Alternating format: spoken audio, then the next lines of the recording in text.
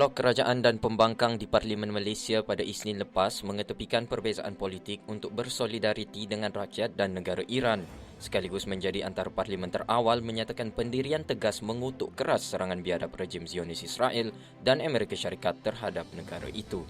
Perdana Menteri Datuk Seri Anwar Ibrahim menyifatkan kesepakatan luar biasa antara Blok Kerajaan dan Pembangkang itu sebagai manifestasi jelas bahawa Malaysia tidak akan berkompromi dalam soal maruah, kedaulatan dan kemerdekaan sesebuah negara.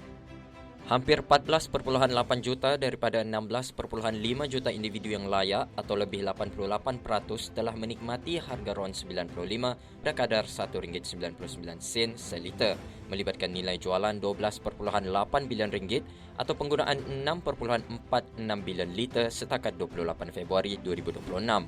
Menteri Kewangan II, Datuk Seri Amir Hamzah Azizan berkata, ia mencerminkan mekanisme MyKad yang mudah diakses, stabil dan diterima baik oleh rakyat. Pelajar institusi pengajian tinggi terlibat insiden memijak Al-Quran serta menyebarkan gambar perbuatan itu melalui media sosial didakwa di Mahkamah Session Kuantan, Pahang. Tertuduh S. Vignes Warren, 21 tahun, menghadapi dua pertuduhan iaitu mencemarkan Al-Quran dan melakukan hantaran komunikasi jelik melampau di media sosial bulan lepas.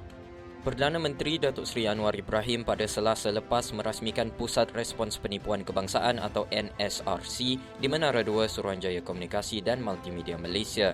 Pelancaran itu merupakan sebahagian daripada usaha berterusan kerajaan dalam memperkukuh tindakan bersepadu membanteras jenayah penipuan dalam talian yang kian berleluasa, selain memastikan respons lebih pantas terhadap aduan mangsa. Lebih 12.5 juta rakyat Malaysia memanfaatkan program sumbangan asas rahmah SARA untuk semua dengan perbelanjaan melebihi RM1 bilion bagi pembelian barangan keperluan asas dalam tempoh hanya 3 minggu sejak bantuan itu dilancarkan. Perdana Menteri Datuk Seri Anwar Ibrahim berkata, kejayaan program itu membuktikan hasil penjimatan daripada pengurusan kewangan negara yang lebih berdisiplin kini dapat disalurkan terus kepada rakyat. Kerajaan kini sedang melaksanakan medan uji bersama platform media sosial untuk mengenakan sekatan umur 16 tahun bagi pendaftaran akaun media sosial baharu. Menteri Komunikasi Datuk Fahmi Fadzil berkata Malaysia akan memanfaatkan perundangan khusus mengenai MyKad sebagai elemen keselamatan tambahan untuk pengesahan identiti dan umur pengguna. Tegasnya, langkah itu bertujuan memastikan keselamatan kanak-kanak terjamin daripada ancaman pemangsa dalam talian. Perdana Menteri Datuk Seri Anwar Ibrahim menegaskan Felda tidak boleh lagi dilihat sebagai entiti terasing. Sebaliknya, sebahagian daripada projek pembinaan dan pembangunan negara secara menyeluruh.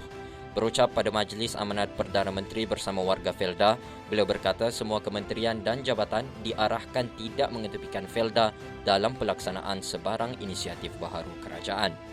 Sebanyak 95,285 kes bayaran balik lebihan cukai berjumlah RM6.2 bilion diselesaikan sehingga 18 Februari 2026. Menurut Kementerian Kewangan, bagi 2026, Perdana Menteri Datuk Seri Anwar Ibrahim telah mengumumkan komitmen kerajaan untuk menyelesaikan kes lebihan cukai bagi tahun taksiran 2023 pada suku pertama dan lebihan cukai tahun taksiran 2024 akan diselesaikan dalam tahun ini juga. Majlis Kewangan Negara pada Khamis bersetuju meningkatkan pemberian Kerajaan Persekutuan kepada kerajaan negeri yang dijangka mencecah RM10.5 bilion tahun ini daripada RM10.3 bilion pada 2025. Kementerian Kewangan memaklumkan Majlis Kewangan Negara turut bersetuju menambah baik pemberian Kerajaan Persekutuan kepada kerajaan negeri, khususnya pemberian senarai bersama, pemberian penyelenggaraan jalan negeri dan agihan cukai pelancongan. Malaysia mencatatkan peningkatan 11% dalam pelaburan diluluskan pada 2025 kepada RM426.7 bilion berbanding RM384.4 bilion pada tahun sebelumnya, sekaligus menjadi yang tertinggi dalam sejarah negara. Perdana Menteri Datuk Seri Anwar Ibrahim yang juga Menteri Kewangan menerusi satu hantaran di laman sosial rasminya juga berkata sebanyak 8,390 projek telah diluluskan dengan potensi mewujudkan lebih 200,000 peluang pekerjaan kepada rakyat Malaysia.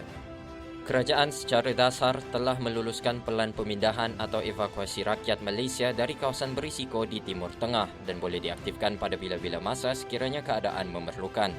Menteri Luar Datuk Seri Muhammad Hassan berkata, kelulusan itu membolehkan kerajaan bertindak segera tanpa perlu menunggu keputusan baharu Kabinet jika situasi keselamatan di negara berkenaan bertambah buruk.